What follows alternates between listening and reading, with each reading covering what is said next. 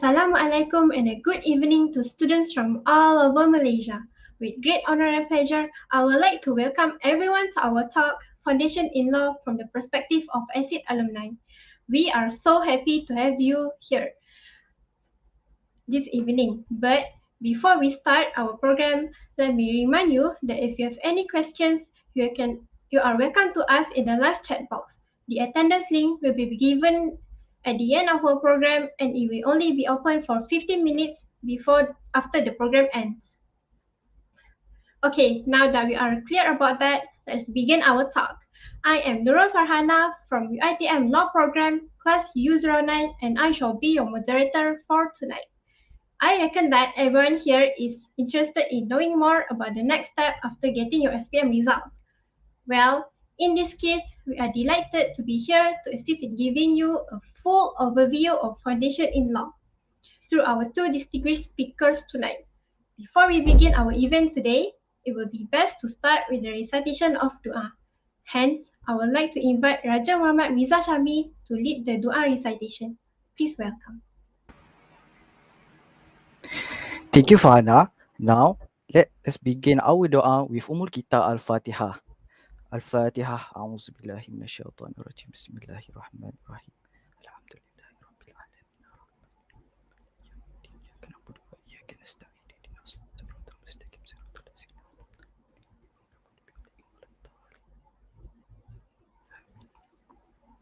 أعوذ بالله من الشيطان الرجيم بسم الله الرحمن الرحيم الحمد لله رب العالمين والصلاة والسلام على سيدنا محمد وعلى آله وأصحابه أجمعين اللهم اجعل جمعنا هذا جمعا مرحوما وتفرقنا من بعده تفرقا معصوما ولا تجعل اللهم فينا ولا معنا ولا ما يتبعون شهيم. Do we extend our gratitude for all your blessings in conjunction with today's ceremony? We ask for your inayah and tawfiq. Grant us prosperity and happiness. Open our hearts so that we can feel the knowledge that is useful for religion, race, and country. We beseech you that you bless this ceremony with the overflow of your grace.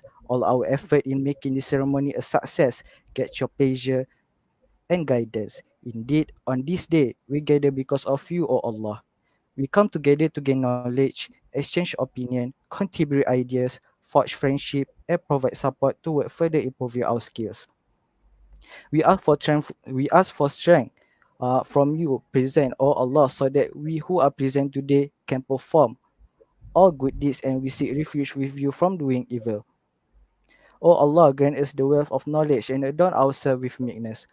ربنا عليك توكلنا وإليك أنبنا وإليك المصير اللهم طول أعمارنا وصحح أجسادنا وثبت إيماننا ووسع أزراقنا وحسن أخلاقنا ونور قلوبنا برحمتك يا أرحم الراحمين اللهم اجعلنا من أهل خير وجعلنا من أهل البركة وجعلنا من أهل المعرفة اللهم اجعلنا من أهل الجنة وجعلنا من أهل الفردوس أعلى برحمتك يا أرحم الراحمين اللهم اجعل مجلسنا هذا مجلسا مباركا لأصحابنا وأهلنا وجيراننا وضيوفنا برحمتك يا أرحم الراحمين ربنا لا تزغ قلوبنا بعد إذ هديتنا وهب لنا من لدنك رحمة إنك أنت الوهاب ربنا آتنا في الدنيا حسنة وفي الآخرة حسنة وقنا عذاب النار وصلى الله على سيدنا محمد وعلى آله وأصحابه وبارك وسلم والحمد لله رب العالمين. Amin Ya Rabbal Alamin. Thank you to Raja Muhammad Miza Shami for the prayer recitation. Now, I would like to call upon Miss Bazrina Ramli, UONI mentor, to deliver her speech. Please welcome. Thank you, my dear Farhana. Assalamualaikum and a very good day to all of the participants. First of all, I would like to thank all of the participants for joining tonight's program. To the alumni, words can't describe how thankful I am for your willingness to be the speakers for today's program. So thank you so much. Especially for my U9 kids, Alhamdulillah, we managed to make our ideas a reality. And do know, I'm so proud of you guys. Last but not least, I hope that tonight's program will not be only be beneficial for all of the participants, but also could shed a light on how amazing it is to study in Pusat Asasi UiTM Dengkil. As I can confidently say, Pusat Asasi UiTM Dengkil is the best place for you to continue study after your SPM. Thank you. Back to you, Farhana. Thank you, Miss Bazrina, for such a sweet speech. Now, it is the time that we all have been waiting for, the talk by the ASiD alumni. But before we start, let me share with you a brief background of our two speakers. Our first speaker, Miss Yasmin Arifah Harizal, graduated from Pusat Asasi in 2017. After that, she furthered her studies in Bachelor of Law in UiTM Shah Alam, and she recently just finished her studies there. Now, she is currently doing her chambering with one of the largest firm in Malaysia, the Screen Firm. Similarly, our second speaker, Mr. Akil, also graduated from Pusat Asasi in 2017, and he also just graduated with a Bachelor of Law from UiTM Shah Alam. Now, he is currently doing his chambering in a criminal firm known as Mazias Ashraf Al Hirzan and Associates. Now, without further ado, let me welcome our first speaker, Miss Yasmin, to share her experiences and perspectives on Foundation in Law. The floor is all yours, Miss Yasmin. Hi, everyone. So, UITM Dinkil was where I did my foundation. I studied many subjects there. There were the basic subjects. So, in Asasi UITM, you will learn a lot about what really is the legal world and what you will understand better on further aspects of the law. So it will be the first basis for you if you've always wanted to be a lawyer or a public prosecutor. And it's a place where you get to understand where your future will be one day. So that is what I went through in USSC UITM, and the place there is a very wonderful place. The buildings there, or if you've been to SSC UITM, it's um, very much a beautiful place to study. You get a very good environment, and you'll meet like a lot of people there. So you'll have a lot of fun there, and I hope that many of you actually want to come join to UITM.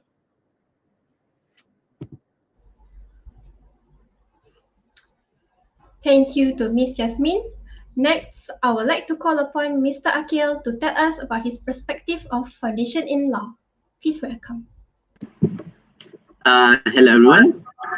So I'm Akil. I too had graduated from UiTM Dengkil back in 2017.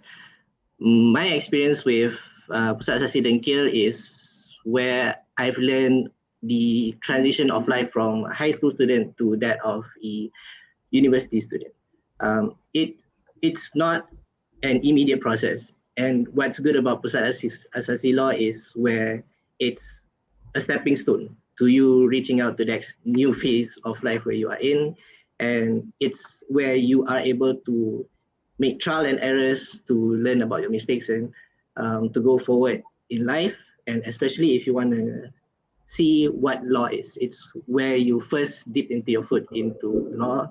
And it's a great place to do so because all the educators there is such an amazing influence to me, even until now, because they will help you so much. And I believe I could not be where I am without them there today, without them helping me.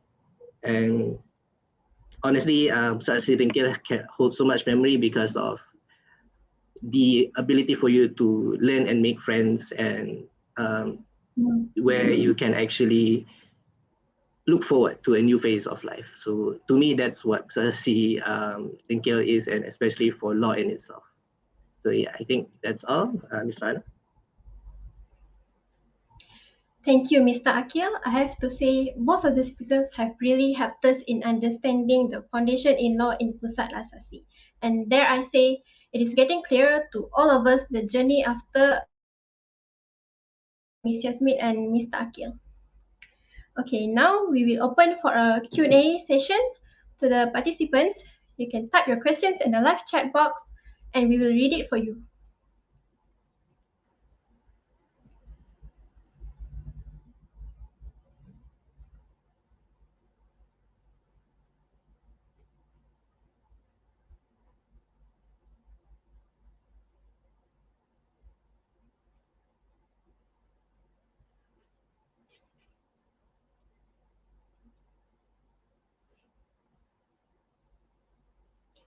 I have some questions for Mr. Akil and or Miss Yasmin.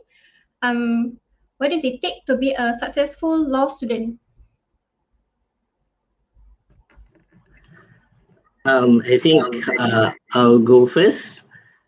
So I believe what it takes to be a successful law student is how you choose to see what a successful law student is. If you choose to see it as one that scores in exams, then I'd say that all you need to do is you'd have to do a lot of readings. You'd have to consult with your lecturers a lot. If you know any seniors, then consult with seniors on what to do. But if what you see is a successful law student is one that is willing to actually learn what the law is about, what the law can do, what the law is for the layman, not just for us who will be stepping into the legal field, um, then I'd say that the the benchmark for a successful law student is one who will never settle and one who will always stay curious. So that's from me.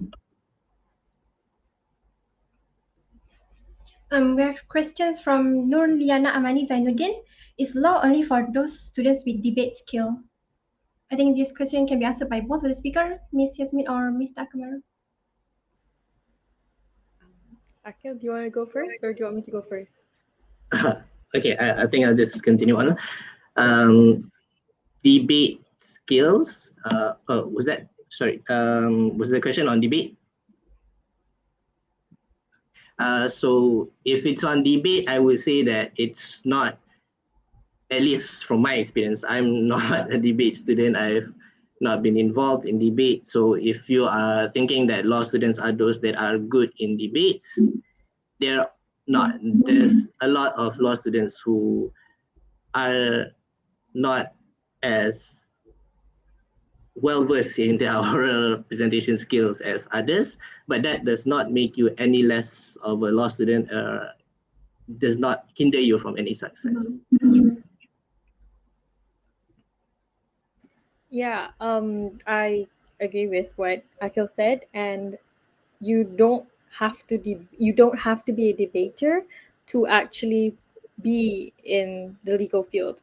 I know friends of mine who are not debaters themselves, and they are definitely all good. I have to admit that I was a debater before, um, and that was maybe a catalyst to what I am now. But it does not mean that you have to debate to be able to be um, a lawyer or to be able to study law. It's only a part of a small, maybe to me, I think it's a small benefit, but it does not entirely mean that you have to do that, because one day you'll learn all of these things. We always learn, so it does not mean that you have to be you don't have to just be a debater to be in it. There are many other things that you can do and you will learn from it. So yeah. The next question is from Putra Darwish. What do we need to prepare an aspect before becoming a law student? I think preparation wise, it really depends on how you want to prepare. For example, me, I had my own story and my background on how to become a law student. There are people who have always wanted to become a lawyer, who have always had in their minds that they always wanted to do law for their degree. As for me, I wasn't really prepared, but I was open to it. So one thing that I was really open to it is because we had foundation in law. So that meant that foundation in law is for you to learn the foundation of law itself. So that's the good part about it. So we talk about preparation and such, it really depends on how you want to prepare. For me, I was nervous and such, but I came with an open mind. Come with an open mind. Open your mind up to know that you are learning. It's okay, anything, because you really are coming into a real different chapter of your life, especially once you're done with your SPM. Your SPM, you studied many other different things. So not everyone just says, it's like history, or like, oh, do you have to be really good at history? It's true that history is a part of the law, but it does not mean that you have to be good at history the whole time. You have to understand the history. There is a different way of understanding things, and so when I talk about preparation and what to expect from it'll be different. That's what I can say. From SPM, it'll be different, but then it's a leap and a step forward to your life, your future. So I hope that helps. Thank you, Miss Yasmin. Mr. Akil, would you like to answer? Um, I think Yasmin covered a lot of it. I myself had was trusted into foundation in law, if, to be honest. So my own preparation was just to accept it with an open heart and just did my best through it all. So I believe if your heart is in the right place, then the rest will just be either you go with the flow, or everything else will be. So it's just a matter of perception on my part. The next question is from Zafira Isha. What is the hardest part of being a lawyer? Who would like to go first? Akil, you want to go? The hardest part of being a lawyer is that nothing prepares you to be a lawyer. Law school can try. Law school does provide a certain basics for you to lean back on. But a lot of times, being a lawyer is just fumbling through the unknowns and trying your best to make it through with all that you've learned. So for me, the hardest part of being a lawyer is that there is nothing that can prepare you to be a lawyer. And that's honestly one of the best things of being a lawyer, because it takes so much creativity, it takes so much initiative, it takes so much courage, it takes so much belief in yourself that you can be able to do it. So it's that duality of it being both the hardest part and also one of the best part of being a lawyer. I think Yasmin, if you would wish to add on. I actually just want to say that even though I have the law degree, I'm not practicing law yet to call myself a lawyer yet. I haven't finished my chambering. But for the past 2 weeks, I have to say that the hardest part is really just adapting. I think in our, in the legal aspect, you have to adapt a lot. So especially when you're going to USS UITM, you will have to adapt to USS UITM first. So that's your first step. And then you have the second step, that is degree. So you're going to have to adapt to your degree as well, and adapt to how you're going to study or how you're going to go through things. You'll learn a lot from all of this. And then you'll have to adapt, especially to the world, the legal world itself. Once you have to actually be in the world where you start calling yourself, or where you start calling it adulting, it's much more different. A lot of people, I'm not sure about all of you, but a lot of people will say, once you're in the working world, it's definitely different. And I have to admit, it is actually really different. So the hardest part is really adapting for me right now. It's really to adapt to a different environment. It really takes some time, and this goes out for being a lawyer and also for studying law.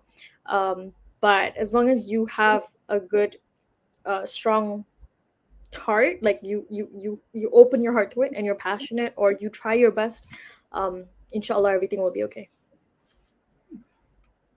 Thank you, Miss Yasmin and Mr. Akil. The next question is from Nur Alia Antasha Muhammad Arzi. How to be peguam syariah? Mr. Akil, would you like to go first?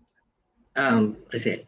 So peguam syariah, if you are pursuing your ITM degree, then what you have to do is you'd have to finish your Asasi, then proceed on to if you are proceeding in UiTM, the UiTM law degree for 4 years, then take another course known as the Diploma Lanjutan Syariah dan Amalan. So once you have that qualification, you'd have to take, I believe, tests from the relevant bodies to determine whether you are accepted to practice Sharia. Although I've not reached that phase yet, so please do fact check me on that. Do some research on your own as well.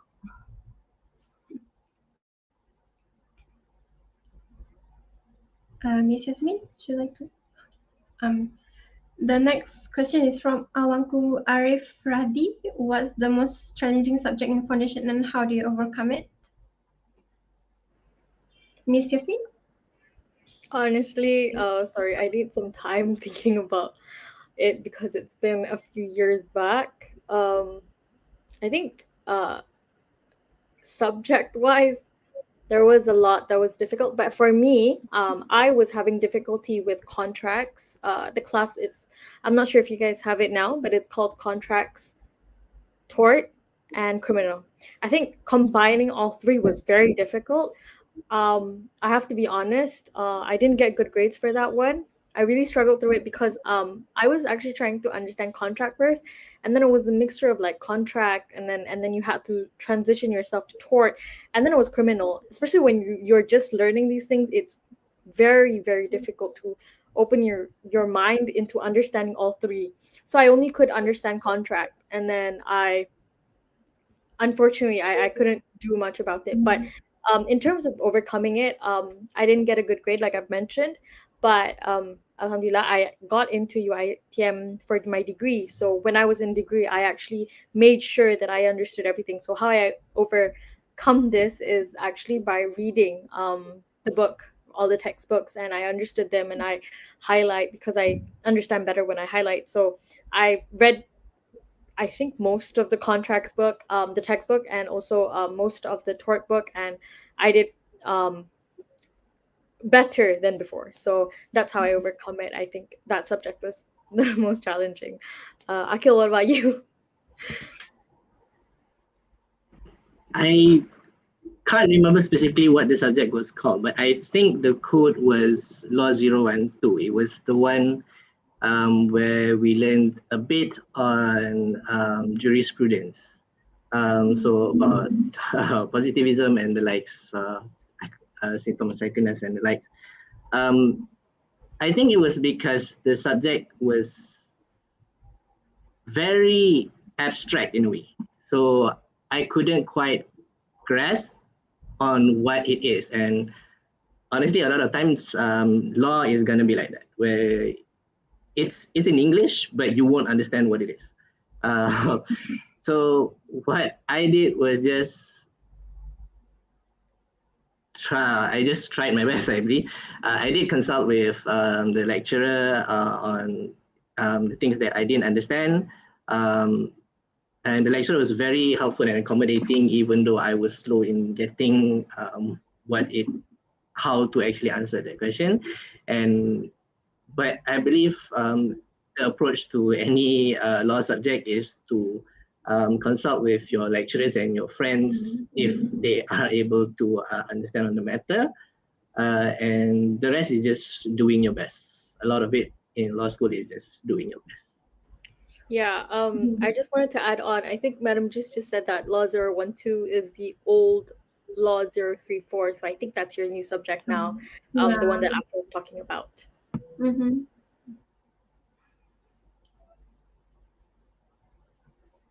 The next question is from Izzah Sharkira Napia. Can I pursue my degree on another subject other than law? Miss Yasmin? Sure. So yes, you can. you're talking about your degree, right? So you can pursue other degrees, especially if you take Asasi law. The good thing is you can take HR, you can take human resources, or you can take English. These are sorry, madam just said my favorite subject was psychology. It was a fun subject. Yeah, Mhm. it was a fun subject. And you won't study psychology anymore in your degree. You can play with your own psychology, but you won't learn psychology anymore. Yeah, you can pursue a lot of other things. I think you can pursue real estate degrees as well. Not real estate law, but real estate. If I'm not mistaken, I apologize if it's wrong. Um, uh, yeah, public relations. You can join that. So yeah, you can pursue other subjects other than law right after that. It does not mean that once you're in UITM Asasi, you will have to take law. Asasi UITM is meant to be the place for you to actually figure out whether you actually want to take law in the long run. Mhm. So open your heart out to studying it, and then if you feel like you cannot, you don't feel good or comfortable in it, then I there are other things that you can join after. Sorry, you can um, join other programs. So yeah. Thank you, Miss Yasmin. And the next question is from Aisha. Basically, what subject do we need to score in SPM? Mr. Akil? Um, don't quote me on this, as I said, it's been a long time ago, but I believe the one of the two of the requiring subjects that you need to really score in was sejarah and English. However, if you really need um, the actual qualifications to enter into Asasi Law, I think it's on the faculty website. You can just Google requirements to enter into Asasi Law UITM. I honestly don't remember it by heart. It's been quite a few years, so yeah, I apologize for that. Thank you, Mr. Akil. Mm. Next question is from Alia Najiba. Will it be a challenge for non-foundation law student to take degree in law? Miss Jasmine, would you like to go first? Sure. So I think I took foundation in law, so I cannot answer for myself because I didn't experience it. But I had a friend who experienced it, and there was a challenge for the first semester, um, and then afterwards she got much better. So there will be challenge, uh, a slight challenge because you're not really used to what your other friends are used to. But once you get the hang of it, you'll be fine. My friend, she's very intelligent, and she did really well. um yeah, so I think there will be a challenge at first because you're not really used to the other things that your other friends who did take foundation in law. But um it'll be a small hopefully it'll be a small challenge, and then later on you'll get used to it, and you'll just be like your other friends, or you'll just be like the other law students who were there. So yeah. Mm. Thank you, Miss Jasmine. No problem. Next question is from Yusuf Farhan. Is the transition from foundation studies to degree hard for you? Who would like to go first? I think I'll take this one. Um, so for myself, I believe what I did was um, taking it for granted. So I took it sort of it was just a continuation of how I was during SSC, where I can choose to relax a bit, because a lot of what you learn in the first year and first semester, especially of degree, is what you have learned in SSC. Um, you might even use some of your SSC notes even. So that's what I mean by I took it for granted, because I thought that it would just be another breeze through it, because it's something that we've already learned, something that, oh, I'll probably just need to skim and remember it through what I've learned before. It's not. So the transition, you need to realize it early on that you're on a totally different level if you are in degree. If in your SSE you are just content with just finding a case law and what the judge has decided, is it in support or against. In degree, you'd have to go further. You actually have to read the cases. You'd have to understand why it was decided that way. You'd have to understand. You can't just, oh, I don't understand this topic. Never mind. It'll probably not come out, or I probably can just write something about it and get a good grade. Hopefully, it's not. So when you transition from foundation to a degree, you have to realize that you need to step up your game. You can't be satisfied with where you are, uh, even though what you learn in semester one is gonna be a whole lot similar to what you learn in SSC. So you need that realization early on. Thank you, Mr. Akil. The next question is from Nur Alia Antasha Mama Artsy. If I want to be program Sharia, where I should go after finishing my foundation? Thank you. Okay. Miss Yasmin? Sorry. From what I know, I'm only going to explain from what I know. Unfortunately, I'm not taking Sharia law, but from what I understand, there are a few options. There's UNISA. Unfortunately, I'm not sure how, but I what I understand is UNISA has um, the Sharia program as well.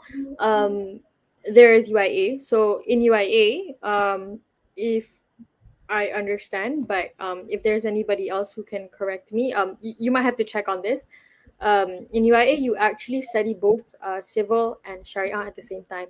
So uh, you can continue into it. Um, but I could be wrong. I think Akil has already mentioned on UITM. Isn't that right, Akil? You mentioned on it just now, right? Yeah, Yeah. yeah, Just a repetition of it is just you finish your degree and then you have a 1 year course or 1.5 year course where you study Sharia. So that's what you can do. There are different options. So, like, if I'm not mistaken, UIA, you can actually go through the whole thing. There's a different process on it. But if you wanted to join UITM, there is that process.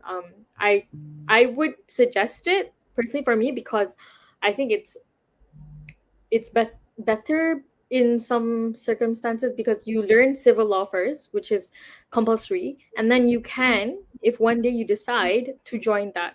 So it's like an option there. It's optional afterwards. So it's not something that you're into. Because in UIA there are different ways of learning and they have different subjects and all. Unfortunately, I don't have 100% knowledge about it, so I cannot share. But yeah, I would suggest UITM would be a good place if you would like, because they offer that. So yeah. Mhm. Thank you, Miss Yasmin. Next question is from Atika. Is it true that we will sacrifice most of our free time if we took foundation in law course? Who would like to go first? I can continue with my answer. Okay. So I don't think you will sacrifice that much time. Um, I have to I have to tell you guys to try to enjoy your time in foundation first. Yes, foundation, I mean, whenever you grow up or whenever you're you're going from you're going places, it'll be harder. That's true. But um to some extent the foundation is a place for you to understand the law and it's the basis of it. So have fun at the same time. When you're learning as well, you should have fun. You have so many friends, and um make time with your friends, go out with your friends. I did that. I went out with my friends. I went out um with a lot of my classmates and all. So yeah, you should find time for yourself and have fun, because I have to admit the degree life is much more different than the foundation life. So I have had friends that actually used to sacrifice their time and like not sleep in foundation. I don't personally, I don't suggest that, because it's not good to do that. But there are people who do that, and I've done that in my degree. But yes, I think you will sacrifice time, but it's not free time. It really depends on how you actually want to um schedule your day, on that. But if I'm not mistaken, like we had like a lot of gaps. I had a lot of gaps. For me, I had a lot of gaps. um and there were times where we didn't really have to focus on the assignment, because the assignments are there, and you know they're difficult in that level. But I have to admit that degree is a whole different aspect. So when Akil was saying it, the transition, what I always tell people is that it's like you learn 1 plus 1 and 2 plus 2 in your foundation, but then in your degree it's 5 times 5. um, when you're a lawyer it's like x minus n, but nobody taught you how. But yeah, that transition from like 2 plus 2 into like a multiplication, um nobody actually tells you how that happens. That really is for you to discover. So my point is, try to have fun in your foundation, at the same time work hard. Try your best, but please make time for yourself, and yeah, have fun on those. So Thank you, Miss Yasmin. no problem. Next question is from Muhammad Nur Hakim. Is a good support system necessary to excel in Asasi? I think I'll take this. Is it necessary? So if you want to use the term necessary, I would say depends on the person. If you are one who really is just a person who can studies better on your own and can do everything on your own, then go for it. It's all on you. But in my personal experience, having a good support system, be it one, be it many persons, it has been very life changing for me. It's honestly, I can say it's one of the biggest reason I've succeeded in Asasi and also in degree in itself. Having a good support system has been really helpful for me in my personal journey. Yeah, if Yasmin would like to add on. Yeah, I echo what Akil said. Sorry. Um, and I agree. Having a support system is really important, but you actually create your support system there too. So I think when I see Akil has a very strong support system, especially now. And yeah, so it's the foundation of your friendship into the legal world is built there too in foundation, and then it just grows much better afterwards. But having a good support system is really important. You will have good support system. Personally, for me, UITM is a really nice place. I've never felt competitive compared. I I never felt like there was competition. um, I was really grateful to be there. Akil was really helpful. Akil is really amazing. I don't know if you guys know this or anything, but I have to tell you that Akil is fantastic and he's super intelligent, and he would help anyone he knows. Anyone. He helped me so much throughout the whole degree. And so having a support system is one thing, and Akil was one of the really amazing support systems that I knew. And he was so supportive of his friends, and his friends were very supportive of him too. And it's really important. If you want to be a lone ranger, go ahead. Some people are prefer that kind of thing, but it's really important to have it, because mental health reasons wise, having friends are really helpful in other things as well. So yes, I agree that it is necessary. um and it, yeah, support system wise as well, enjoy your time with your friends. Don't try not to create as much problems with others if you can, if it's possible. You're starting to learn people's characteristics there too. You're starting to have your own character as well, but Mhm. yeah, it'll be fine. It's good. Thank you, Mr. Akil and Miss Yasmin. From Zafira Isha, what is the advantage of taking law at UiTM? Can you share your most hard experiences there? Okay. Um, I think the advantage that I always found was the conducive place. It was, let's say, not the biggest place, but it was small enough. But you can go around there on that's physical building kind of wise, like as in your learning environment there. It's very very much small. That's one advantage towards it, so that you can focus on going around. It was easy and such. Oh, and I have to tell you, in advantage of taking law in. Oh, okay, sorry. I'll do both. One is in Asasi. So in Asasi, the good thing was if you are late or anything, your building is really close by, so it's just 10 minutes walk. But then the advantage of taking law at UITM in a different aspect, which is degree, for me that I think is much more different than others, is actually um the educators there, the lecturers that I've not heard of much, but I've heard from other people. There are lecturers who teach you differently. They lecture you, and then you have tutorials, and they don't actually make sure that you understand. But in UITM, the lecturers are really, really, really helpful.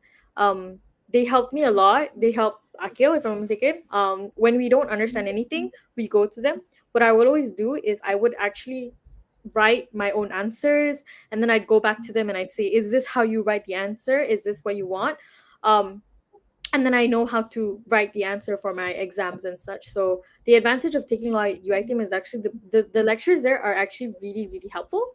Of course there are times where it's difficult, but they're actually concerned about you. Yeah, they're concerned about you. They want to know. Besides that, um the buildings are nice. If you go there in UiTM degree, you'll have like stairs there, and there's like really nice stairs. If you go there as well, there's trees. I know that girls like to take pictures, so there's a very nice place there, and you'll enjoy it. Especially in section tuju, what section 7, you get to buy. I'm sorry. There's a lot of places that you can go around with your friends with. So there's ICT, right? ICT Mall. If I'm not mistaken, that's the mall. So you want to release your stress with your friends, you go there after class, all of that. So that's like another advantage, besides the education part. And we have so many courses. So we have the ones that I can remember. We have electives as well as studying like other law. Um, LLB, I'm sorry, I forgot about LLB. So LLB is a really good thing as well in UiTM. It helps a lot. It's where you form like a firm. It's a firm, and you have like a senior partner, and then you have like three other people who will be in a firm with you. Um, and then you will have to do a lot of tasks together. So I did a lot of tasks together with my friends. It was difficult during that time, especially because we did it during COVID. But this LLB thing really helps you in the long run as well. Yeah, so UiTM really does help, and all the things that they taught will really help you in the legal world, especially now. Um, it's it's a little easier for me by like 20% compared to others to understand like the civil procedure, or all these law, like legal aspects that some others are kind of having difficulty with. So the most hardest experiences, Akil, would you like to answer? Or yeah. Okay. Since Yasmin has taken the time to talk about advantage, I'll talk about the hardest experience. Hardest experience would always be on how to particularly understand the subject being taught. Um, again, law in itself is a very complex thing. Sometimes it's so abstract that when you read judgments, you read books, it seems as if it doesn't make sense, even though the words are in perfect grammar English. So the hardest part is always trying to be able to grasp on what is being taught. And another more difficult thing is when you enter either SSC or in degree, you are growing up. So you are facing other challenges in life in which the universities or your educators, peers might not be able to teach you, uh, especially even in your ATM in itself. So there are things that you would have to face in life in which there's no proper guide, there's no proper answer to it. You're gonna create mistakes, and that mistake will probably be one of the things that will haunt you, will be one of your biggest insecurities. You're gonna hurt people, but that's the thing that you have to know, is that when you are stepping into this new phase of life, these are the things that you have to learn and be better to move forward. So yeah, I believe for me that's the two biggest, the hardest thing lah, to understand the law as it should be, and in growing ourselves in life. Thank you, Mr. Akil and Miss Yasmin. From LUL's SFF, basically how many A's and what subject do we need to score in SPM? Miss Yasmin? Okay. I think Akil has already mentioned this, but we both are not 100% sure. We're sorry about that. We apologize. Um, if I'm not mistaken, like what Akil said, it's an A in English and an A in history. And then the rest, if it's not an A, hopefully it'll be okay. What I'm certain of is your maths does not have to be an A. Um, your English is important. It's because one day you will have to talk in English. Um, of course, speaking Bahasa Melayu is very much important as well. Both languages are very important in the legal world. Um, but English is one form, is because we study in English. So there will be times where, you have to understand it in that as well, in English. Um, and yeah, those are the two subjects that you'll have to be good in for SPM, if you're looking forward to taking law for your future. The others, I don't think there's a problem. I have to admit, my Bahasa Melayu is not the best. I did not do the best in SPM for that subject, but yeah, thankfully I was in UITM. So yeah, taking law. So yeah. Thank you, I Miss think Yasmin. I'm going to add on a bit on that particular thing, on any question on Sharia as well as to get into your ATM. I believe the best possible way to get answer is to research a bit, because it might have changed over the years, the requirements and such, and we might not be the best persons to answer these questions. So researching is going to be the first step that you are going to take into taking to law school, because in the legal field itself, you're going to be doing a lot of research, and this can be the first step that you take to get into the legal field in itself. So yeah, just because me and Yasmin would not want to give out the wrong information, so the best answer would be, I think, it's to do the research on websites, law faculty websites, not just UITM. Yes. Thank you, Mr. Akil. From Siti Nurhanis Inal Ismail, how you manage your time when you study in foundation in law? Miss Yasmin? Okay. I did not have good organization time when I was in foundation, to be honest. But with that said, Akil would be much better in explaining that. But I think managing time wise, just make sure, for me, how I do it is, I always, when I get a task, I would start doing my task as soon as I get it. Don't delay it, really don't. Um, I don't like delaying my work. I will make sure it's on time. I think I've tried not to submit your assignments late. Try not to do that. There are people who prefer to do them at night and stuff. Okay, I don't. That's really up to you. That's how you study and how you manage your time. But my advice is to start early. Um, and then start slowly from there, like find the things that you need for the assessment, and then keep track of the assessments, keep track of everything. In the legal world, you need to keep track of everything. It's really important. I'm struggling right now with that, especially because there's a lot of things, but keeping track and knowing the things that you have to do, put them in. My suggestion is put them in a list. It really depends on how you want to do it. There are people who have like planners and they have like dates and then they have calendars and then that's how they manage their time. There are people who actually go through like every day and they go, okay, 5 hours here, 5 hours there. There are people like that. Personally, I'm not like that. I just list down the work that I have and then I have to go. Then I think in my mind like, okay, I have to make sure I have to do this. I have to make sure I have to do this by this day, and I have to make sure that it's good. So yeah, that's how I manage. But I think Akil would be much much better at this. So Akil, why don't you? I don't know if my answer would be better because my personal belief is that everyone has their own study style. So some people might say that having a schedule is important. Some people might say know your learning style, whether you're kinesthetic, you're an audiovisual, and the likes. For me, my own personal belief is that whatever the case, whatever that people say, no one knows you better than you, and you should know better your own study style. And your study style does not always stay the same. Sometimes it changes according to the subject. Sometimes it changes over the years. Sometimes, like myself, you do stuff at the last minute, um, uh, and you'll be able to do it. You cannot do it early on.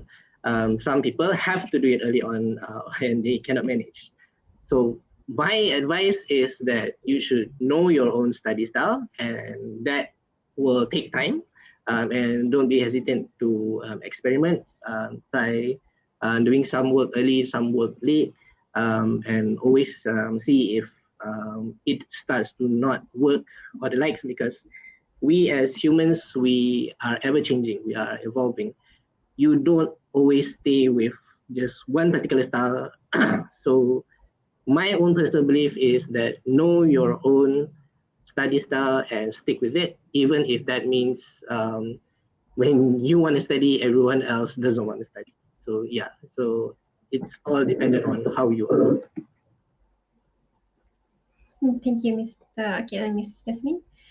From Nurin Nabiha, is it okay if I'm good at English only on paper but kind of bad at speaking?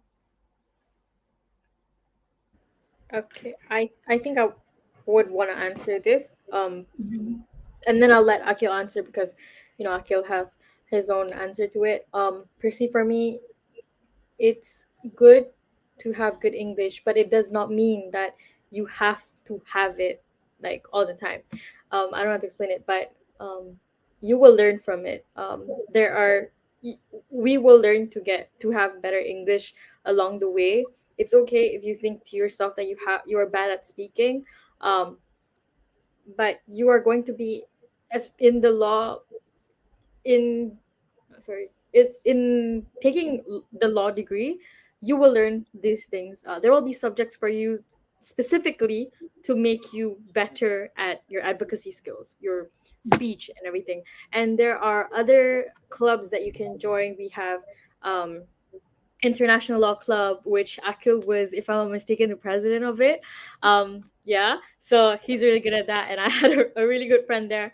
And then I was in Mood Club, so these things really help you. A lot of my friends, their English improved tremendously throughout the whole time. So for me, it's okay, but I'm sure your English is good. Don't downgrade yourself or anything. The the thing about being in law school, what people call it, is that you just have to try your best, and it's going to be okay. Yeah, Akil, you want to say anything? Um, I would say it's okay because I'm like that. I'm better at typing and writing rather than speaking. But I have to emphasize that it's also okay if you're not that good in English.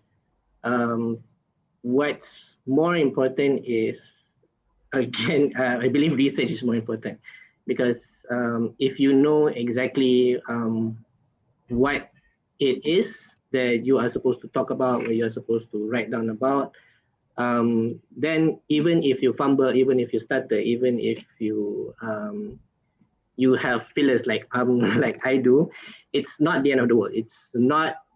It does not make you any less than any other student. Even if your English is not as grand as those that have, um, say, a UK accent or the likes. So yeah, I think joining clubs, if you are in degree, I think in Asasi also there's clubs that you can join as well, is helpful. Um, um, yeah, like myself, I joined International Law Club, Yasmin in Muting and the likes. Those do help, um, but all in all, it would depend on you if you are willing. I would say it's not so much as your current level of ability, whether you are good in English or not. It's more on whether you are brave to try, I would say, especially in Asasi. Thank you, Mr. Akil and Ms. Yasmin. Next question is from Jim Moriarty. What should we expect during chambering? Is it hard? Ms. Yasmin? Okay. Not me. Yeah. I have to admit, it is really hard. But I think,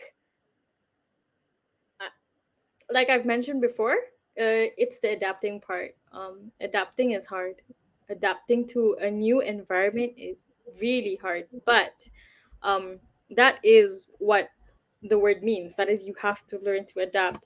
So when we talk about expecting things from chambering, it's everything that you've learned in your degree and also your foundation will be used in your chambering, especially your contracts, your tort.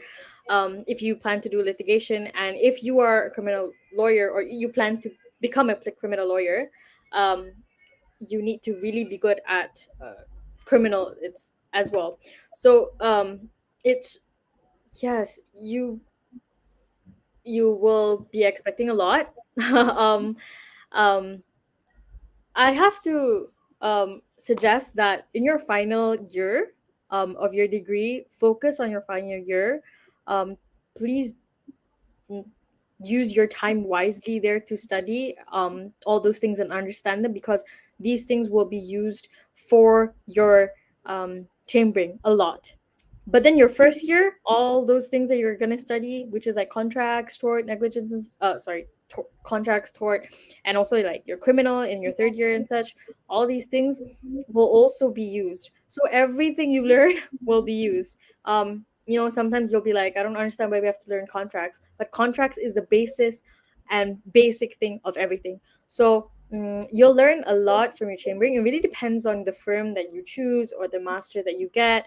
All these other things is another part of chambering. Um, if I was to talk about my experiences now, I think chambering is difficult, maybe because sometimes you'll have um, work environment where you have to work from 9 to 9 p.m., 9 a.m. to 9 p.m. If I'm truthful, I'm doing that right now. I work from 9 a.m. to 9 p.m. I just got back from work today. I had to work today. I got back at 7 p.m. So I've got other work. So if you were to ask me what I expect, this is what you'll expect. I'm not sure about Akil, but yeah, you'll expect a lot. But um, I enjoy it, to be honest. I actually like it, even though that there are times where you're really scared. You'll be scared anywhere you go. I mean, personally for me, I think there'll be times where you're afraid of things, but um yeah, I enjoy the research that I do. I like it. like Akil keeps like Akil says a lot, you have to be good at research, or you have to know how to do your research. That is really important. So like right now I'm learning how to do research, and these research, you have to give them on time and all those other things. So research is something that you will learn in your first, especially in SSC, and then you will just gradually become much much better throughout the years. You'll be really good, and then in your whole chambering you'll learn how to do that as well. And the research is more conducive, more in depth for one topic than another. So yeah, it's difficult in these kind of aspects. But even if I say all these things, like I mentioned, it really depends on what you want to do. So let's say you want to do chambering, you have to just really be good at. Sorry, no, you don't have to be good at anything, but you're learning from that. So like I mentioned, I enjoy the work that I do. It'll be difficult sometimes, but yeah, that's what you can expect from chambering. Mr. Akil, would you like to add anything? Um, for myself, I'm doing criminal litigation. For chambering, what you can expect is that for the first few months before your short call, which is basically you being able to appear in court, you're gonna be spending a lot of time either researching or tailing or following lawyers to court to see how they are doing in court. And then once you have been short called, you will be the one who will represent the clients in court and straight away, because a lot of criminal litigation in chambering itself, you will start the work to appear in court to bring your client out of jail in a sense. So for criminal litigation, it's mostly that.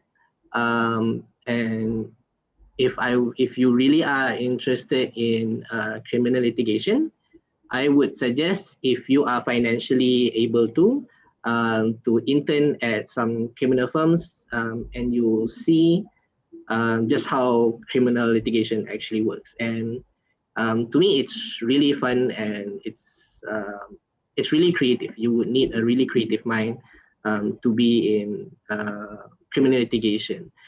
So is it hard? It's gonna be I would say situational. You would have to look at the cases that you have at hand. But for criminal litigation, you can expect flexible working hours, because being a criminal lawyer means you get calls from clients at 3 a.m. and you have to go to police stations at those times. But most criminal firms would be accommodating, the ones that I've been to.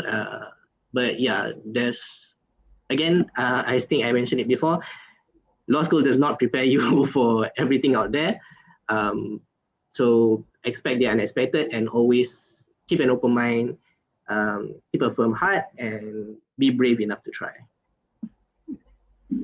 I Okay, Mr. echo what Akil. Akil just said. From Jim Morrison again, is it true that big law firms need you to score 4.0 CGPA every sem? Miss Akil, would you Yasmin? like to? I'm not in a big firm, Yasmin. You're in a big firm. Um, that's not true. That's not true. I'm not a person who has scored 4.0 CGPA every semester. Um, it No, that's actually not true. If you want to be in a big firm, my suggestion is to study hard, study smart, and at the same time, do a lot of other things besides that. They don't actually just look into your curriculum. Yes, they look into your CGPA. That's true, but it's not just that. It's really other things that you do as well. So, like an example is if you took moot club, or if you interned, all these things they actually take into account. So they don't just like look into your results and be like, okay, we don't want her just because she's not 4.0 or anything like that.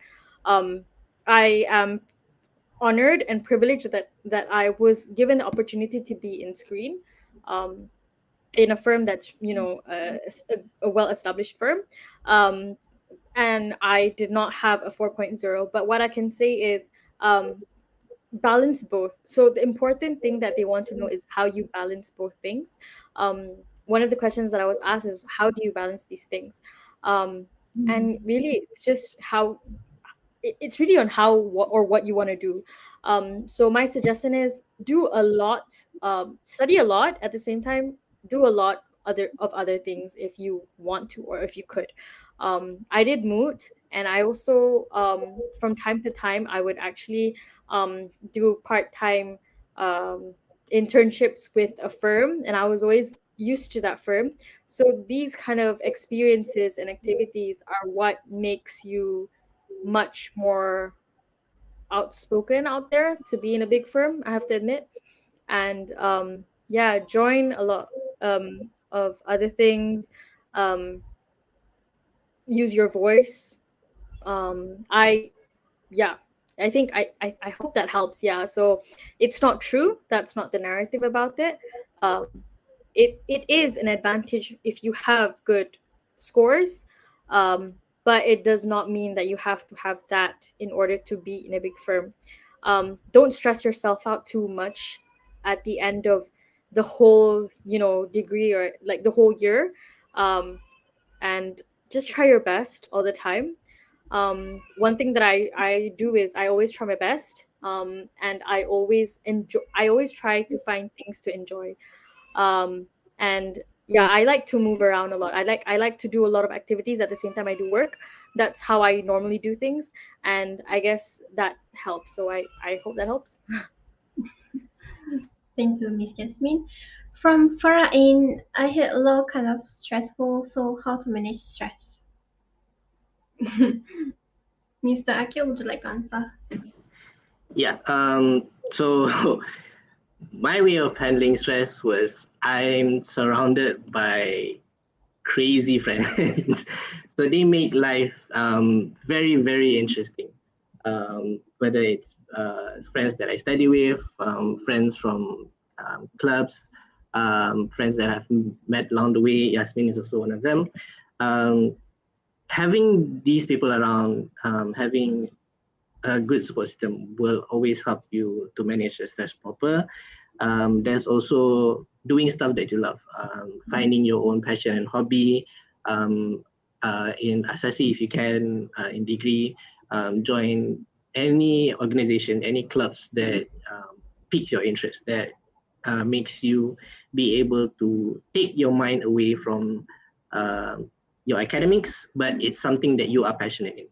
So for me, having those two things, being able to be in a club that helps my passion, as well as having friends um, that are crazy and fun, and basically be my whole support system through it all, has always been the way of me managing my stress. Yasmin? Mm, I manage stress differently, and I've said this before in my interviews and such. I actually sing. It's different, but yeah, I you know how people say they scream. Well, I sing, and that's how I let my stress out. It's a different form of it. I have to listen to music, and I just let myself and stress out. So that's how I kind of manage my stress. Other things that I do is obviously, like he said, I echo what he said. That's your friends. Um, I am so grateful that I've got a lot of amazing friends. Um, they are my support system in really anything and everything. Um, Especially now, during this time where I have to mentally prepare for a lot of things in my mind. Um, my friends are the they've helped me so much. I cannot even explain it, but yeah, having good friends and having a big support system who understand you and the things that you go through is really something you have to be grateful for, and you have to realize that is one really good thing that you have in life. So yeah, how I would manage my stress is having friends, and then spending time with them. If I could spend time with them, see them and such. So that's how you handle your stress. And also being with your family. I think being with my family is also something that really does, especially when I come back home and I'm tired, and then I see my family, I see my nephews or nieces. These things are what makes life go back to normal, and you're just like, yes, I'm doing it for them, or yes, I'm doing it for myself. But at the same time, they give that sense of calmness in you, like peacefulness in your heart. And yeah, I think that's how I manage my stress. So yeah. Thank you, Mr. Akil and Miss Jasmine. From Amir Daniel, does lion need a strong mentality? um I think I'll answer that first. Yeah, you need to be strong. You need to be mentally strong. Physically, you don't have to be strong if you don't want to. It's really up to you. But your mental part is really, really important. I've said this to my friends a lot, especially the ones who aren't, there are people who are not sure if they want to do it, or who want to do it. I assure you that you can. But if you want to do it, you have to know for a fact that if you want to do it, you have to want to do it. You have to have the, people say, passion for it. But if you feel like you don't, your heart is, you don't really want to do it, there's going to be a difficult part in that sense. I'm not saying that you can't do it. No, you can. It's just there's going to be a part of you that's going to have difficulty in it. But you need to really be strong mentally. I try my best to be positive in anything that I do. There will be times where I get quite upset, and there will be times where I get really, really down, or it's difficult. There are times where I struggle with these things, but um, I try my best to be strong about it. One thing that I could say about strong mentality or being strong is that it really is how you can handle your life. I mean, how you can handle things. Sorry. And strong mentality wise, I try my best to be positive. So if you could be positive, or if you could find things that are positive in your life, that's much more helpful. So yeah, you need to be mentally strong, especially once you go out in the legal world. um and I'm lucky enough because I've got a master who actually really wants me to be mentally strong. So they challenge you more because they want to kind of make you stronger in that sense. So yeah, you need to be strong in that. But it does not mean that you have to, how do I say this, it does not mean that you cannot be sad or you cannot be tired. you know you can be tired, you can want to complain to your friends or tell your friends that you're tired, and it's okay. um yeah, but you need to keep going, and you need to know that in life there are times where it's going to be difficult for you. There are times where you want to give up, but don't give up.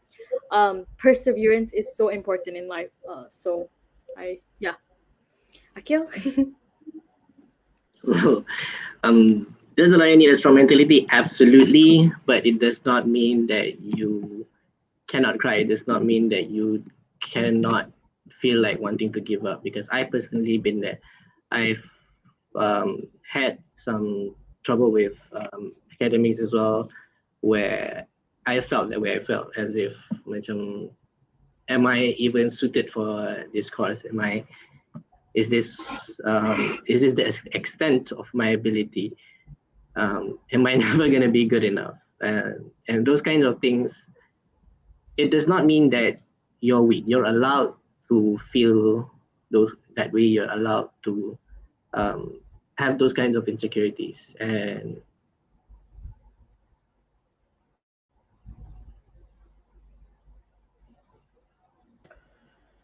Is Akil mute? oh, sorry. I think Yeah. my mic is, yeah. So I think strong mentality, yes, but it does not mean that you cannot cry. It does not mean that you cannot give up. Because I personally been there, on not wanting to pursue law after a setback, questioning my own ability, wondering if this is really what I wanted to do, because being a lawyer means that you are determining someone's future and life later on. And having those thoughts, having those insecurities, does not make you in any way less, or does not mean that you don't have a strong mentality, because all in all, it shows that you're human, and that's being true to yourself is important as well. So having a strong mentality, yes, it's important, but it does not mean that it equals to you allowing your insecurities. It allows you having your negativities swallowing you. You have to go through them. You have to feel those emotions, but it does not mean that when you do feel all that, you are any less than your peers, than anyone who has succeeded before you. It just means that you are where they were. You face what they have faced. So all it does is just show you where to go, and that's upwards. So yeah, you do need a strong mentality, but it does not mean that you have to bottle everything up. Yeah, you don't have to. I get mental breakdowns a lot. I think some of us do. It's fine. A lot of people feel that. What Akil said, it's true. I think a lot of us will feel that way. In any aspect of life, you will feel that way where you feel down and such. So, yeah, what Akil said is exactly true. Thank you both, Miss Akil and Mr. Akil and Miss Yasmin. From Ishajit Gill, do I have to read and memorize a lot if I study law?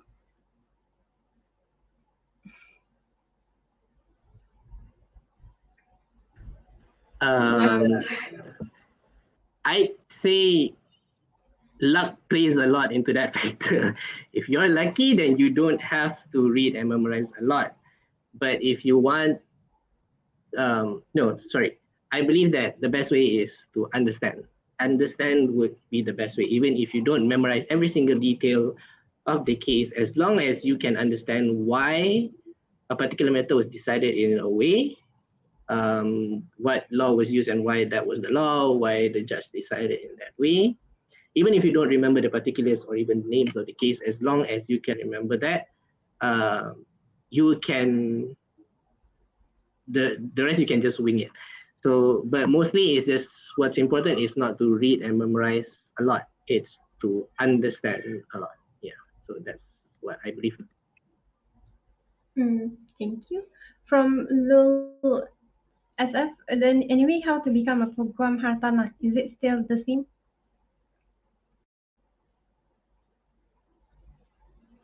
Miss Yasmin, would you like to? Um, this is Conveyancing convincing. lawyer. Yes. So to become a conveyancing lawyer, you will have to um, do the same thing as everyone else. The only difference that the different procedure to become a different type of law is just Sharia, if I'm not mistaken. The rest is just you do chambering, and then you can do chambering in a conveyancing firm. It's definitely fine. Um, and then after your chambering, then you can just continue to become a conveyancing lawyer. So it's all the same. That is, do your foundation in law, and then that's an advantage for you. If you don't do foundation in law, it's okay. I mean, if you take metrics and stuff, you can still take your degree in law, and then you do your degree, and then you do your 9 months chambering. You can do litigation if you want, but if you feel like litigation is too much, or if you just don't want to do litigation, um, yeah, you can take conveyancing, and then you can continue to become a conveyancing lawyer afterwards. So that's the whole process. 9 months, your chambering is 9 months, and then you'll be done, and you'll be a lawyer. So um, the one thing that's good about Malaysia, for me personally, I think is good, um, is that we are allowed to do as the law. We have advocates and solicitors. Sorry, so I'm just gonna introduce this thing. So we have advocates and solicitors. So advocates are people who advocate. They go to court, they speak on behalf of your client, and then we also have solicitors. These are people who do research and such. Or solicitors are what we call as conveyancing lawyers and such. So this is a system that you have in the UK, whereby you have to choose: do you want to do you want to be an advocate, or do you want to be a solicitor?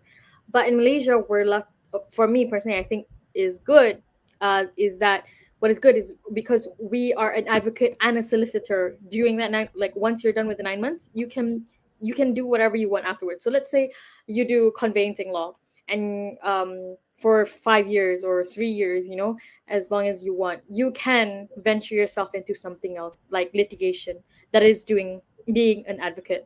So you can transition yourself to both, if you want to. I just wanted to let you guys know about that. So yeah. The next question is from Rudy Eliza. What's the specialty of Pusat Asasi Dengkil? Akil? The specialty for me was it it allowed you to step into law easily. It did not overwhelm you.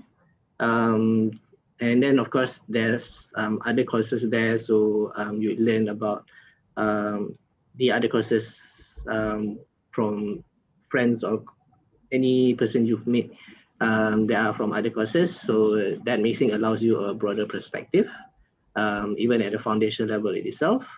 But if in law, yeah, it for me it provided a soft landing, a warm welcome into law, because I never pictured myself doing law, so I had no idea what I was getting into. But Pusat Asasi UiTM was very, I would say, accommodating. The lecturers were very, very helpful, and I think till now they are so passionate about their students. I've known of Asasi lecturers who even um, follow the updates of their students who just graduated, and you can see their dedication into the students' growth. So even though some might argue that you can find good lecturers in other other universities as well, but to me, there's just something special about the UiTM Pusat Asasi Tengkil ex lecturers, and that's my experience lah. From Sarah Aina, will the result of Asasi determine whether I can further my studies in law degree UiTM? Miss Yasmin? Yes. The results of your Asasi will determine whether you can further, but there's also one other condition that you have to do, that is an interview, if I'm not mistaken. Usually there will be interviews that are done right now, they're done online. From what last I've heard from last year because of COVID. So they did them online. So it's you need good results for your Asasi. This thing, once you're in Asasi UiTM, you will get a brief about how much you have to get to enter into UiTM for your degree. There will be a talk about it, so please focus on that talk, and then please make sure you listen to that, so that you're not shocked once you get your results or anything. But you'll also have an interview. I've heard this really does determine your results, does determine at the same time um uh furthering your studies in UiTM. And I have a story, and I think I should share with you guys. I've got a friend. She's wanted to do law since she was young. She unfortunately did not she did her Asasi, but unfortunately she did not get good results. So she had to redo and go through diploma for 2.5 years, and then get into UiTM law degree. So I really hope that if you could, the people, try your best. Like I said, have fun, but don't have too much fun. Um, Make time for your studies as well. This is just a reminder. If you could, because this will determine your future as well. I think I'm not going to say much because I know that you will have people who will remind you of these things and such. It's just that please try your best, and I know that I know for a fact that everyone is trying their best, and it's it's okay if you feel like you're struggling. I struggled too a lot, um, and you will be okay. Yeah, so yeah, you will be fine. So as long as you make sure you do your work. Yeah. Thank you. From Marina Tiwal, I heard we need to go through an interview to enter UiTM law degree. Do you have any tips for us to prepare the interview? Tips firstly is to make sure you know what you learned in SIC. That's important because they will test you on that. Next is to read up on some current legal issues. Sometimes they will ask you on what you know about the current legal issues and what's your opinion. Sometimes they give you what is currently happening and they expect you to give your insight on the matter. But all in all, don't rush through it. Don't you're definitely going to be nervous about it. Just take your time with it. Don't again, don't rush through it. That's important. Don't forget to breathe. And the rest is just luck and prayers. What's important is what you know about what you've done, as well as I believe what's happening currently in the world. That's important. Yeah. I just wanted to add on to what he mentioned. I've heard this a lot from like my previous lecturers on what they see, um, and I just wanted to say it. I think you have to also look confident. Try to talk confidently, but when I say confidently, don't look um, too arrogant at the same time. Um, the panel of interviewees will know when you look too arrogant. They really can tell who you are, especially when they hear you. That's why the interview is important, because they want to see if you're capable of doing it. Um, and a lot of the panels that I've heard about, they say, they can tell when you are meant to be in the degree or not. So, especially during the interview. So, my suggestion is to look confident. Don't look too shy. Like timid. I've had friends who are, very nice and very, very calm and very quiet. But during her interviews or during the times when they talk and such, she's an introvert. Like these introverts can also do really well. Just because you're an introvert, you can still talk really well. And I've got friends who are like that as well. So yeah, talk confidently and try your best not to look too arrogant. Yeah. From Danisha Lee, will I able to further study overseas through foundation in law? Foundation, I'm not entirely sure. I think it would depend on that particular university in itself, whether you would need, whether they accept Malaysian pre-universities as well as other examination they have to take, maybe IELTS or the likes. So again, I'd say the answer to the question is you'd have to further research on. I'm not aware of any such courses overseas that would take in pre-U, but I might be wrong. So yeah, best is we just research on it. Thank you. Um, from Atia Erdina Awal, is it a good choice for me to continue studying in law even though I am an introvert? Any Yes, Sasmi? a good choice. It's really up to you. As a person, do you want to do law or not? It does not matter if you're an introvert and extrovert. Um, some people might say, "Oh, you're an extrovert, you should do it," or you're an introvert, it may be difficult. Um, I know for a fact that there are prominent lawyers out there, um, prominent people of the legal background who are actually introverts, but they're really, really good at their job, and they're really good in the legal world. So you, if you want to do it, take it. It's okay if you're an introvert. You'll be okay. Um, I've got friends who are introverts, like I've mentioned before, and they're really, really good at their work, and they're really good at what they do. That introvert and extrovert thing, maybe to some extent, maybe some will say, extroverts is an advantage. Actually, it just really depends on what you can do and what you cannot. It's really who you are and what you want to be and what you want to do. Um, Choose what you want to do that makes you happy. That's the most important. um Choose things that you want to do that make you happy in the long run, or that you love to do. I think um it all depends on what you want to do. One day I see, um yeah, I see people who can actually advocate really well even if they're an introvert. So it's yeah, you'll be fine, you'll be really good at it. It really depends on how you research and how you do your thing and all those other things. So uh, good choice or not, it's just what you like I said, it's really on what you want to do as a person, what you want to study and what you want to pursue, not really about how your personality is.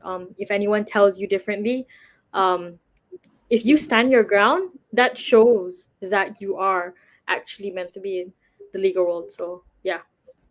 I agree with Yasmin, and if I may add on, um, I think I'm an introvert. I believe I'm an introvert myself, and I was able to do it. But I think the previous person who asked the question, Marina, was probably the biggest example of this that I can give. She's when I first known her from my club, um, she was way more reserved and way more introverted than me. And to see her being able to go through everything in law school, and after she had uh, currently graduated, if I may say, the growth has been amazing. So it does not show that if you are an introvert, that it's a bad choice for you. It again, like Yasmin said, it all depends on if you are willing to stand your ground, if you're willing to take the step forward. If you are able to do that, doesn't matter if you're an introvert or not. That's the path to success right there.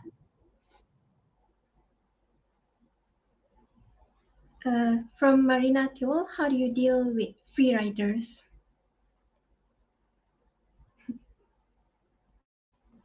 Akil, do you want to go first or? Myself, Alhamdulillah, I've not experienced this, but from how my friends have handled it, it's either they inform the lecturer about it, or they try to talk with the person straight away about it. But I cannot give personal experience about it. Alhamdulillah, I've never had that happen to me, and it all depends on luck. But I believe you one of the things that you have to consider is whether the person truly is a free rider or are there any other problems. So that's one of the things that I believe have to consider lah. But if memang betul free rider, then it's either you talk to the lecturer or you'd have to be creative about it. Yeah. I thought that I should just continue that. Wait, sorry. Is okay. Um, I'll explain on that question, Nutritia, soon. But I have to agree with what Akil said. I've gone through it before. Not entirely a free rider, but I think there are aspects where we've had to juggle more than that such person has. Um, in that circumstance, I actually wrote a long message in hopes that they would understand that, to probably change, say it nicely. If you feel like there are free riders, I don't know if some people might not know. So free riders are people who you have an assignment you have to do an assignment with, and they don't do anything about it. I think in Asasi, there may be times like that. I personally think there will be times like that. I haven't gone through that during Asasi, or maybe there was, but during those things, it's either carry lecture, which I've never done, or you can just be personal about it. I had to go through that during degree, and I would just tell them, like, give them a message or something, and I say, um, we understand their point of view, understand what they're going through, and say that we understand that there might be this, or you're busy about this, but it would be great if you could contribute in this, or it would be great, we are upset with this or that, and it would be great if you could, you know add some more extra time and such. Say it in a nice manner. Don't Personally, for me, I think it's not good to, suddenly lash out at someone and then get mad at them. Tell them meaningfully, nicely, make them understand, because fighting is not a good thing. So, put it in a way to advise them, instead of, lash out and then fight. There's a difference about that. So, yeah, that's one way to do it. Thank you to both the speakers.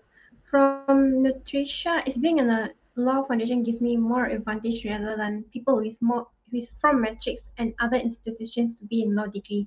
I mean, we be given higher chance to enter the degree. um we'll only talk from experience wise, so therefore all these sort of questions, I think it's best if, okay, usually UITM, they have these events where they invite all these booths. I think there was one recently, if I'm not mistaken. There will be booths, and then you will be able to talk to lecturers from UITM, from law, or you will be able to talk um, to the administration of that department. That time is the best time for you to ask these questions. Not that we don't want to answer them. I will be answering this question. We just, every year they change the answer. The answer to it is from the administration. We don't have the answer because we were accepted 4 years ago. So we'll only tell our experience from 4 years ago, or from what we've heard. But it's not 100% correct. So from previous experiences, like what I and Akil went through, there, advantage wise, there was actually quota. I can't remember what it is, but like Akil was in UITM course, and then there's the KPM kids. I was the KPM kids, so I had a a 20% chance than Akil would have, because Akil was already in UITM. Akil was Akil has that promise to be in UITM because he was under that UITM program. So he'll definitely be in UITM. It's just whether he'll be in the law aspect. Sorry, he will be studying law or not. So there was that quota especially for him, and that's why it's really important for you, if you want to be in law UITM, which we encourage, because not because we're there. Honestly, I really think that it's a good institution, really. If you ask other people, maybe some people will say it's like to just say things nicely, but really UITM people are very, they teach you how to be stronger in some aspect, and then you'll be stronger along the way by your own. Back to the question. Yes, there was that sense of quota, and that's why it's really important for you to be in foundation in law, especially in UITM. If you want to be under the UITM law program, you have to really take that one, and then make sure you do really well in your SSC, and you will be fine in your degree. You will be able to be it. They will have a quota for you. Matrix and other institutions and KPTM, if I'm not mistaken, they have their own quota. So let's say they give 70% or 80% to UITM students, the ones who are officially UITM students because they are in foundation in law UITM. So the rest, the 20% or the 30%, will be for the metric students and other institutions, as well as the KPTM students. So that's from what we had before. But then again, this is a talk about how it's a different place. So sorry, my apologies. Me and Akil have to apologize because we don't have a definite answer to it. There are administrations and there are other people that can help you. But if you still have difficulty and you still cannot find a program, or you cannot find the link or the event where they talk about this, if you know personally me or Akil somewhere, or you find us, you can just contact us and we'll find someone else to help you with this question and the other questions that you want to know. Yeah. Thank you, Miss Yasmin. From Darwis Zaidi, what should I do if I couldn't make it into UiTM Law School? Should I just accept the course given by UPUs or UiTM, or wait until the next application is open, or other alternatives? Okay, so I'm assuming that this is a question for those really wanting to do law, because if you don't want to do law, then that's a whole different question. But if you choose to, if you really wanted to do law and you don't get offered it by UPU or by your ATM, you can. It's an option for you to reject that offer and either wait for the next application to apply, or you can make appeal or rayuan. However, for the process of appeal and rayuan, you would have to contact directly with the faculty to deal with that matter. And if you do choose to apply for the next one, know that there is still no guarantee for you to be able to get the spot. There is still no guarantee if you make the appeal as well. It's all based on rezeki and placement. If there is, inshallah, everything will be easy for you. But most of the things that you would have to do is contact with either your ITM or the faculty itself to find out the best option that you have. Yeah, and I just want to add on to it. You have to make sure that you actually fulfill the requirements. So let's say the requirement is like 3.3. You have to make sure your foundation is 3.3. You have to make sure it's 3.3. Then you can do your appeal. You can do your Rayuan. If you don't follow the requirements, because even metric students have their requirements as well. Everyone has their own requirements. So you have to fulfill the requirements, then you can appeal. If you don't have these requirements, it's really hard for you to be allowed to appeal. So that's one thing that I can say. So when it comes to deciding whether you should appeal or not, it's really on whether you fulfilled the conditions. And if you have fulfilled your conditions, then if you're okay with it, you can wait one semester. And I have to tell you guys this: it's okay if you feel like if some part of you doubts whether you should, still stay in UITM or not, just because you'll be maybe one semester late than your other friends. It doesn't matter about that, because at the end of the day, it's not about other people's journeys. It's your journey that's important. Where you start is not important, but your journey itself is really important. So to those who think like, oh, but I really want to be in UITM, but then like because I didn't get it, I'm just gonna go to another university. If you want to be in UITM, go for it. Keep trying, and yeah, I just hope that helps in that realm. So yeah.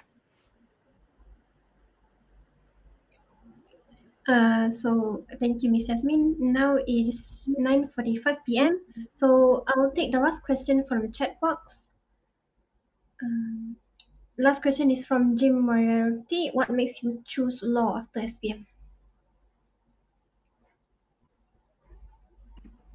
Akil, you want to do first? I think you go first. That's difficult, because I have to admit that choosing part, I actually chose, okay, because we have UPU, I chose one other subject above law, but I didn't get it, and that's okay. I know for a fact that I'm meant to be here, but I chose law because my parents asked me to. Okay. But don't do anything. Don't do everything for other people. That's one thing. But open your heart out when other people are suggesting something. So what I did was, because I know for a fact that Asasi law is just 1 year. When I say 1 year, it means that it's just like a part of you to understand if law is for you or not. So I opened my heart out and I said, okay, it's only a year, so I'm gonna see if law is meant to be for me, or if I want to study law. And so the answer to what made me chose law is because there were other people who suggested that I would be good with it and I would be good maybe in it. And so I said, okay, why not? I'll try it and see if I'm meant to be in it.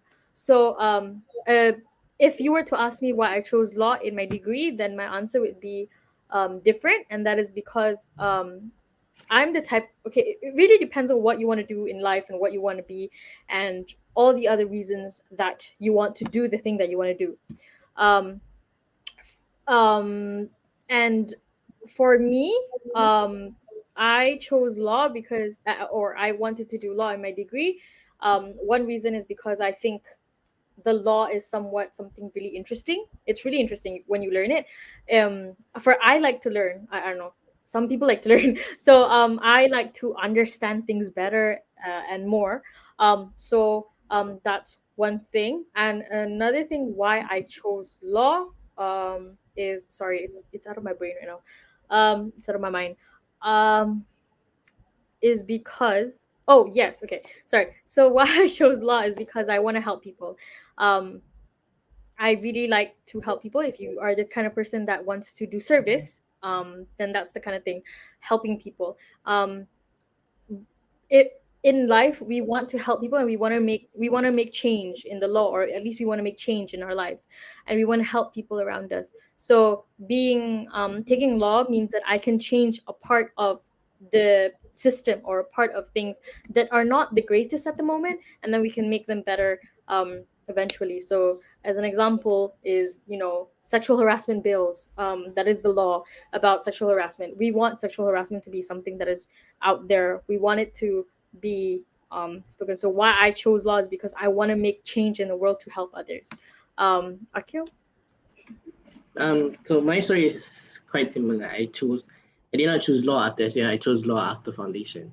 So for the foundation was um, it was based on after research and studying on what I could do with my results after SPM, and after consulting with my parents about it, and went to the UITM Selangka Expo where they have exhibitions on all their courses.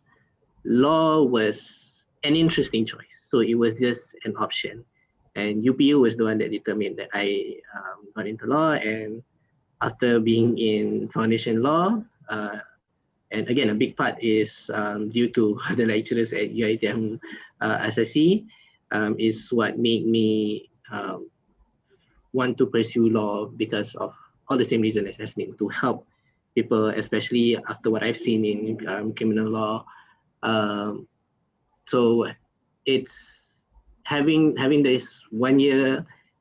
If you feel like it's not for you, then it's fine. After SSC, you can choose to um, go whichever path you choose. But my advice is for this foundation, keep an open heart and keep an open mind and see where that leads you. Yeah, I have to echo what Akil just said. I just wanted to add on. I think Expo Sri Lanka is the most important thing that you should join if you want to know conditions and requirements and everything. Those things are the most important, because the people that you will talk to are the ones who will know for a certain fact how to get into UITM and how to get into degrees. So please, if you find like an event and they say Expo Sri Lanka, please join that event. That really does help in knowing whether you fulfill the requirement, or whether how do you get into UITM, or what are the process about it. And when we keep saying open heart and open mind, that thing is really important. And when we say it, it means that you are open to the things that people are teaching you. um, when we are the kind of people who, I mean, sorry, whoever you are, if you close your heart, or you close your mind into not learning, you don't want to learn, or you feel like, it's so hard, that's when things get harder for you. When you open your heart, when we say open your heart or open your mind, it really means that accept things around you, like what people are teaching you, what things around you, so that that's when your mind really actually goes through it, and you actually um, your brain, your mind, and everything is like working about it. It's like, oh, okay, so this is how you do it. Okay, so this is what it is, and that's what we meant. Open heart and open mind. So, yeah, accepting it, or going through it with ease.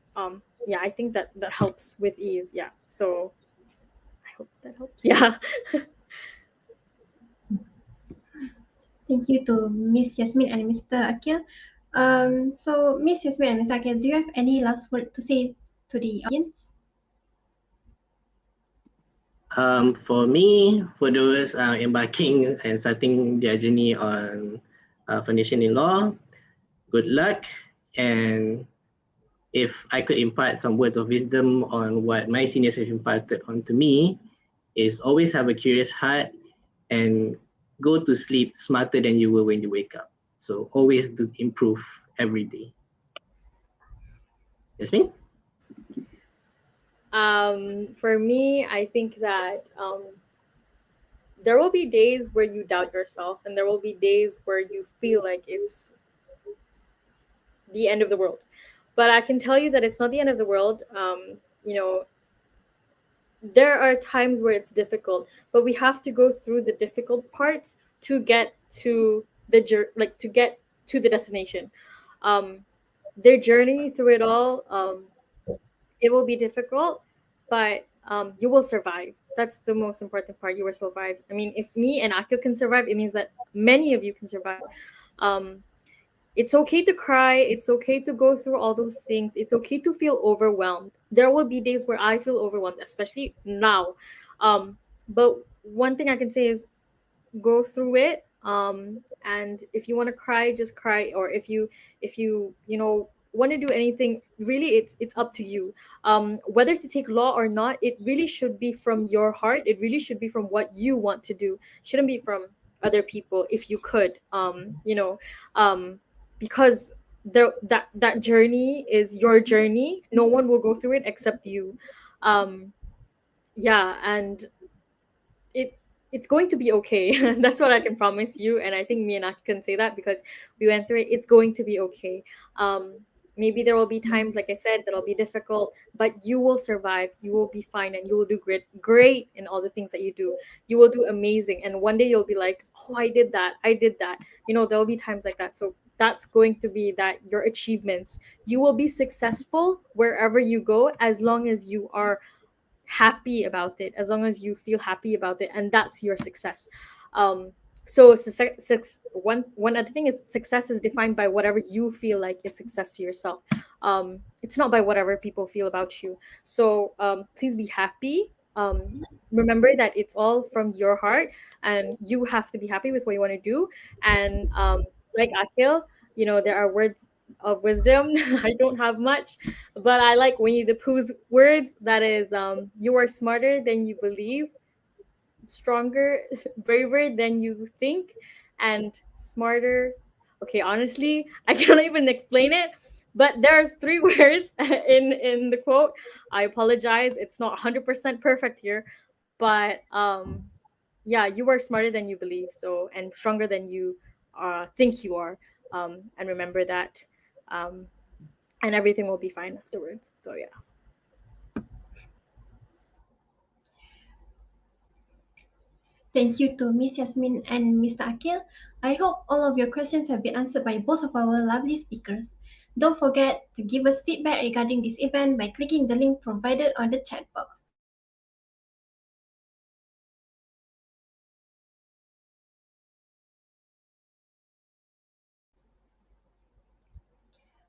Before we end our event tonight, we would like to thank Miss Vajrina Ramli again, and on behalf of the organizing committees, I would like to extend our earnest gratitude to both of the speakers, Miss Yasmin Arifa and Mr. Akmal Akil, who have taken your time out of your busy schedules to be with us tonight for this event. Also, I would like to appreciate all the supports from my dear classmates, you online students, and Miss Vajrina Ramli, our mentor, for making this event a reality. Not forgetting those who attend this program, we would like to give thanks to you guys who stayed until the end and interacted with us. Lastly, I would like to apologize if there is any mistakes throughout this event. That is all. Thank you everyone and have a nice weekend.